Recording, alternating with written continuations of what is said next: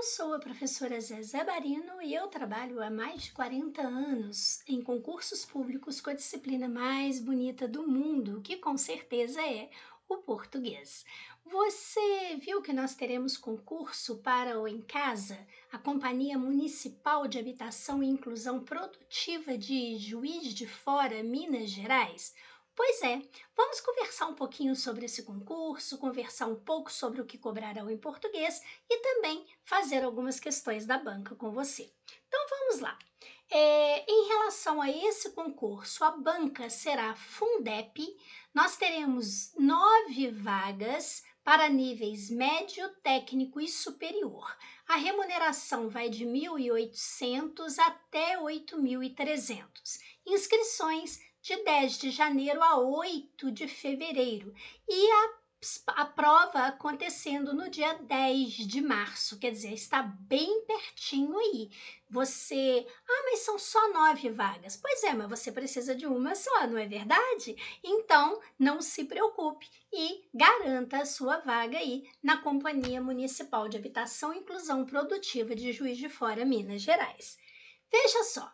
O programa colocado, eu coloquei aqui em cima o de nível superior, aqui embaixo o de nível médio e médio técnico, e você vai observar que não muda. Eles mudam a ordem das palavras, colocam um termo a mais no ensino superior, mas o programa é basicamente o mesmo. Então, nós temos aqui a questão da leitura e interpretação de texto. Então, não é apenas compreender o texto, é também interpretá-lo, ou seja, fazer a leitura daquilo que aparece nas entrelinhas, aquilo que vem na forma de pressuposto, naquilo que vem na forma de subentendido, observar as inferências aí dentro. Nós temos a tipologia textual, então eu pergunto para você, você sabe olhar um texto e identificar se ele é argumentativo ou expositivo? E quando falamos de gêneros textuais, você sabe a diferença de uma crônica para um conto? De uma notícia para uma reportagem? Então temos que saber isso de uma maneira muito direta, muito rápida, sem ficar dando volta no assunto, não é verdade? A parte de ortografia. Quando se fala em ortografia, não é apenas se a palavra escreve com S ou Z. Nós temos aqui dentro também o estudo dos parônimos, dos homônimos, né? Dentro do aspecto da questão da semântica, nós temos aqui dentro o infringir, o infligir, nós temos o ratificar, o retificar, aquelas expressões que causam dificuldades, como o uso do porquê, o afim junto, o afim separado, o A com H, o A sem H. Entra aqui dentro também o novo acordo ortográfico em relação à acentuação e também ao emprego do hífen. Veja que aqui embaixo vem escrito, ó, grafia de palavras de acordo com o novo acordo ortográfico. Então, o emprego do hífen está aqui e a banca sempre cobra bastante isso daí. Veja que nós temos a questão da coerência e coesão textual. Então, aqui dentro, nós vamos ter que saber muito bem o emprego, por exemplo, dos pronomes demonstrativos, dos pronomes relativos, as conjunções, a questão da pontuação, né, da correlação entre os verbos, tudo isso daí favorecendo a coerência e a coesão textuais. Isso e muito mais. Quando a gente fala de semântica, a gente está falando de sentido. Quando falamos de sentido, estamos falando de sinonímia, que são os sinônimos, antonímia, que são os antônimos. Lembrando que sinônimos não são palavras de sentidos iguais, mas sim semelhantes, porque quando são iguais, isso não é sinônimo, isso é uma paráfrase. Agora, temos também a polissemia, uma palavra que tem vários sentidos e dependendo do contexto você sabe qual é o sentido. Por exemplo, você entra numa lanchonete e pede um suco de manga, ninguém vai arrancar a manga da camisa e bater no liquidificador para você, não é mesmo? Então, isso daí seria um estudo da polissemia. Nós temos as funções da linguagem, a banca gosta de cobrar isso.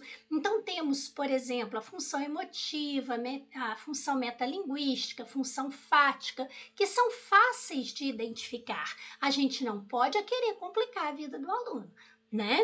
Quando se fala em leitura e interpretação de texto, a gente tem que lembrar que um texto ele pode ser composto não só dos recursos verbais, mas também dos recursos não verbais. Então, desenhos, né, as cores. Por isso, às vezes, esse texto ele vem com essa característica de ser um texto multissemiótico. Quer dizer, ele apresenta muitos recursos, né? Não só a letra, não só o que está escrito, mas muitos recursos para que essa mensagem seja passada. Nós temos aqui a questão da denotação, que é a linguagem no sentido real, literal, e a conotação, que é o sentido figurado. Temos aqui linguagem e sistemas de comunicação, então isso aparece dentro do próprio contexto, né, dentro da própria realidade textual apresentada, e muito importante essa questão da argumentação, conhecer as chamadas estratégias argumentativas de um autor, seja para defender a sua opinião, seja para confirmar uma informação. As figuras de linguagem. Você sabe a diferença de uma metáfora para uma metonímia e uma comparação? Pois elas são simples, a gente tem que falar isso de uma maneira rápida para você. Agora, temos aqui a questão dos conhecimentos linguísticos de acordo com a gramática tradicional. Então, aqui nós temos, por exemplo, a morfologia, com o estudo da classe de palavra, que são 10. Então, artigo, substantivo, adjetivo, numeral, pronome, verbo, advérbio, preposição, interjeição e conjunção. Temos aqui não só, né, o reconhecimento dessas classes, como também o emprego. Então, você tem lá um pronome pessoa oblíquo no o e lhe, você tem que saber quando usa o e quando usa o lhe, e também a colocação pronominal, se fica antes do verbo, no meio do verbo ou depois do verbo, quer dizer, próclise, mesóclise e ênclise. O mesmo acontecendo aqui, ó, com o verbo, que a gente tem que saber empregar os tempos e os modos verbais, e isso valendo para as 10 classes de palavras. Nós temos aqui também a questão da formação de palavras. Então, quando a gente fala em formação de palavras, nós temos os processos de derivação, de composição, e aí vem, composição por justaposição ou por aglutinação? Então, aprendendo isso rapidinho, né? Sem dar muita volta no assunto, não é? E seleção vocabular. Como escolher bem a palavra a ser utilizada ali dentro? Veja que além da morfologia, nós temos também a sintaxe, com os termos da oração, então sujeito, predicado, objeto direto, objeto indireto, complemento nominal, adjunto adnominal e por aí vai, e também as orações dentro do período, uma oração subordinada substantiva, oração subordinada adjetiva, oração subordinada adverbial. Temos, então, a partir do momento que se estuda a sintaxe, o estudo da regência, da concordância, e quando estuda a regência entra a crase, e também da pontuação. Quando se fala em semântica, está falando em sentido, e tudo que você estuda dentro do português, você precisa observar o sentido. Então, ao falar em relação semântica, valor semântico, isso está falando de sentido. Agora, observe o seguinte, a banca colocou isso daqui, ó, de referência para você poder estudar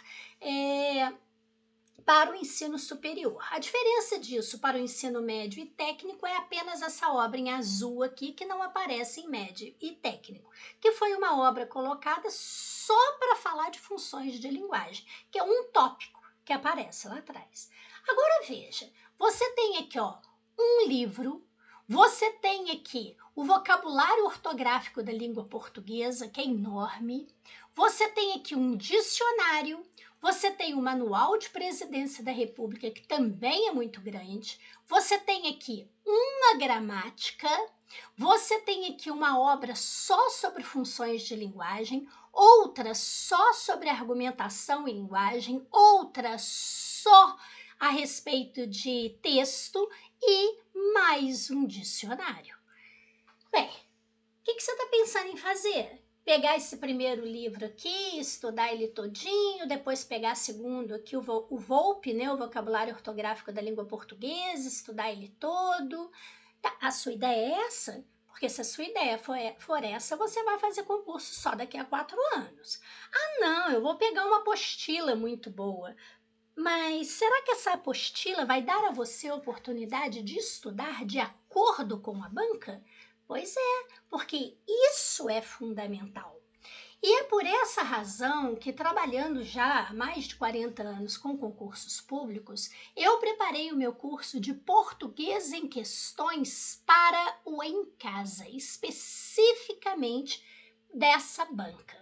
Como funciona esse curso? Esse curso funciona da seguinte maneira: você vai receber, né, muitas provas da banca, provas atuais da banca, e você vai fazer a primeira prova, corrigir esta prova, anotar as suas dúvidas e, em seguida, você vai assistir ao meu vídeo, tá? Então você observa o seguinte: quando a gente assiste ao vídeo, eu vou lá pegar essa prova, vou começar no texto, explicando para você os pontos fundamentais desse texto, olhando elementos que ninguém percebe no texto e dão dicas de como você acertar questões de compreensão e interpretação, e em seguida eu vou para a primeira questão. Começo no enunciado, explicando para você termos que você possa desconhecer, possíveis pegadinhas da banca, e em seguida eu vou para as opções. E lá nas opções eu vou explicar para você por que a resposta é A e não B, como todo mundo marca. E também vou falar C e D. Lógico, esta questão envolve, por exemplo, a diferença de objeto indireto para complemento nominal e adjunto adnominal. O que eu faço? Eu faço a explicação rápida, mas precisa disso daqui e em seguida aplico isso na questão. Pronto, olha quanta coisa você já tem para anotar no seu caderno. Dicas no texto, né? Expressões que a banca cobra no enunciado e ainda essa explicação. Fui para a questão número 2, mesmo processo, só que essa daqui envolve a diferença de metáfora, metonímia e comparação. Então, eu explico para você. Eu tenho uma questão aqui que envolve conjunção. Então, conjunção é uma matéria sempre muito importante para o concurso. Daí, eu disponibilizo também um PDF para você de conjunção. Mas é um PDF rápido, pequenininho, bom de você estudar, né? Com aquilo que de fato é necessário. Agora você imagina você fazer mais de 100 questões da banca. Você vai conhecer como que essa banca cobra e ainda estudar os assuntos que essa banca prioriza. Viu? Pois é, você conhece a banca? Bem, eu selecionei aqui 2 questões da Banca Fundep no concurso de 2023 da Câmara Municipal de Contagem para técnico administrativo. Observe essa primeira questão aqui. Diz assim: a tarde cai por demais, erma úmida e silente. A chuva em gotas glaciais chora monotonamente. E, enquanto anoitece, vou lendo sossegado e só as cartas que meu avô escrevia para minha avó. Eternecido sorrio do fervor desses carinhos. É que os conheci velhinho, quando o fogo era já frio. Então, olha, é um poema de Manuel Bandeira chamado Cartas de Meu Avô. Quando a gente fala de poema, de poesia, é importante lembrar que cada bloquinho desse daqui é chamado de estrofe. E cada linha que aparece é chamada de verso. Por que isso é importante? Porque às vezes vem dizendo assim, na terceira estrofe. Então quer dizer que é esse aqui de baixo, ó. Porque se for no terceiro verso, será esse aqui de cima, tá? Então guarde esses nomes aí, tá vendo? A gente vai pegando tudo que é necessário explicar e usando a questão que nós temos. Mas aqui está dizendo o seguinte: qual é a função do termo destacado? O termo destacado é esse os que aparece aqui. Então, a primeira coisa que você tem que saber é a que se refere esse os. Então, se eu falo para você assim, Paulo foi à festa, eu o vi. O que eu quero dizer com isso? Que eu vi Paulo, certo? Então, o primeiro ponto que eu quero explicar para você é a diferença desse anaforicamente para cataforicamente, ou anáfora, catáfora. Quando eu uso esse termo anaforicamente, ou o termo anafórico, é porque se refere a algo que já foi mencionado. Quando eu falo em cataforicamente, é quando eu falo em relação a algo que será mencionado. Então, aqui eu já te dei um exemplo do anafórico. Paulo foi à festa, eu o vi. Esse o se refere ao Paulo. Agora, se eu disser para você assim, ele estava bem vestido. Paulo fez muito sucesso. Veja que eu primeiro falei ele, para depois dizer quem é o ele, que é o Paulo. Então, isso é função catafórica. Viu? Então, isso daí já é algo muito importante para você observar. Por quê? Porque lá no texto está falando o quê? Que a tarde estava caindo, tal, e que ele, né, o eu lírico, que não é, na verdade, o Manuel Bandeira, mas é quem está falando dentro do poema, é chamado de eu lírico. Manuel Bandeira, que pra gente é o poeta, né? Diz assim: e enquanto anoitece, vou lendo sossegado e só as cartas que meu avô escrevia à minha avó. Eternecido sorrio do fervor desses carinhos, que carinhos mostrados nessas cartas, é que os conheci velhinhos, quer dizer, eu conheci eles velhinhos. Eles quem? O meu avô e a minha avó. Não é isso? Quando o fogo era já frio, quer dizer, já não tinha aquele mesmo fogo que tinha nas cartas ali apresentadas, certo? Então a primeira coisa que eu sei é que esse os aqui quer dizer avô e avó.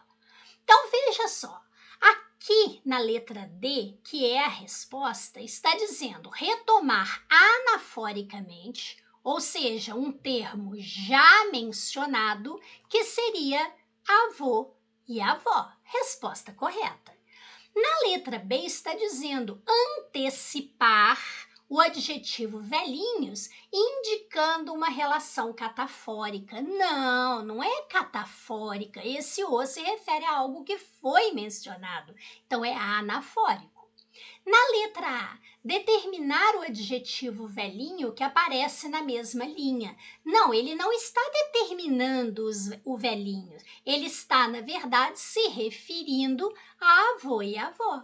Agora, se esse os, em vez de um pronome, porque quer dizer, eu conheci eles, esse os é um pronome, significa eles. Se fosse um artigo, quando eu digo assim, ó, os velhinhos atravessaram a rua. Aí sim, isso é um artigo definido, tanto que eu falaria as velhinhas, certo? E de qualquer maneira, aqui está dizendo o adjetivo. Velhinho não é adjetivo aqui. Velhinho, né, é adjetivo no verso, né? Mas aqui, ó, para receber um artigo, ele teria que ser substantivo. E de mais a mais, aqui está escrito velhinho, aqui está escrito velhinhos, então não serve. E na letra C, substituir o substantivo carinhos, evitando a sua repetição. Não, ele não conheceu o carinho, ele conheceu os avós. Então, resposta letra D. Viu quanta coisa importante você aprende em uma questão? Agora imagine em mais de 100 questões. Então vamos lá. Agora nós temos o seguinte, uma outra questão dessa mesma banca 2023, né, o mesmo concurso. Veja que nós temos aqui um quadrinho. Então veja o que diz esse quadrinho. Se você simplesmente lê, tá lá, ó, sempre dizem para eu lançar um livro, e então, legal. E quando será o lançamento? Agora. Não deu para entender muita coisa, não. Só que quando você tem uma imagem, isso a gente chama de linguagem não verbal, tá? A linguagem escrita é a linguagem verbal. A linguagem não verbal é aquela que vem na forma de desenhos ou às vezes de cores, né, de gráficos, etc. Então a primeira coisa que você olha, você tá vendo esse tracinho que aparece para gente abaixo de cada fala? Pois é, tá apontando para quem está falando. E isso é muito importante para você poder entender a história. Então veja, o menino diz, veja que ele não tá com a cara muito feliz não, você tá notando? Agora, a menina, ela tá muito empolgada. Será por quê? Talvez seja o entendimento dessa primeira fala que está aqui. Veja só. Sempre dizem para eu lançar um livro. E então, aí ela fala, legal, ela gosta da ideia dele lançar o livro. Aí ela pergunta, e quando será o lançamento? Porque ela está entendendo o quê? Que vai lançar um livro, ele é um escritor, ele vai lançar um livro. Aí o menino responde, agora. E olha o que ele faz, ele joga o livro, ele lança o livro. Olha a carinha que ela ficou, porque ela estava entendendo que ele ia fazer uma publicação de uma obra, não é? Então agora sim, a gente lendo a parte verbal e a parte não verbal, a gente consegue entender o texto.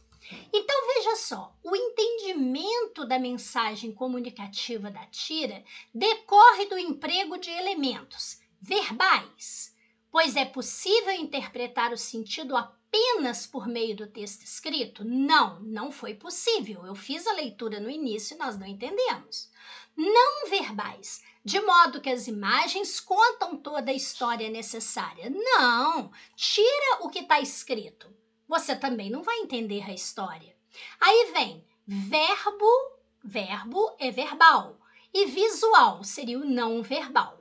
É verdade, é verbo visual. Aí diz que independem um do outro para construir o humor. Eles não independem, eles dependem um do outro. A resposta será letra A, multissemióticos. Quer dizer, existem aqui, ó, vários, no caso dois, né, recursos para poder passar essa mensagem. Um que seria da linguagem verbal e o outro da linguagem não verbal. E aí diz, visto que a escrita e a imagem, quer dizer, o verbal e o não verbal, são essenciais para a compreensão. Viu? Quanta coisa você aprendeu em 2 questões? Pois é assim que a gente estuda português para passar no concurso. É compreendendo a banca e já conhecendo o que é necessário. Então eu convido você a fazer aí o meu curso de português em questões para a banca em Fundep, né, do concurso em casa, e convido também você a conhecer o curso de informática do Paulo França e raciocínio lógico e matemática do professor Ferrari, 2 feras, tá? Você pode ter certeza que você vai conseguir ir muito bem nesse concurso, estudando com 3 professores que têm muita experiência. Bem, se você gostou da ideia, eu lembro para você que nós também temos um super combo, português, informática e raciocínio lógico e matemático. Veja que nós temos muita qualidade por um valor muito humano, tá? Pode ter certeza que nós estamos aqui prontinhos para auxiliá-lo a passar nesse concurso. Muito obrigada, fique com Deus, paz e luz para você.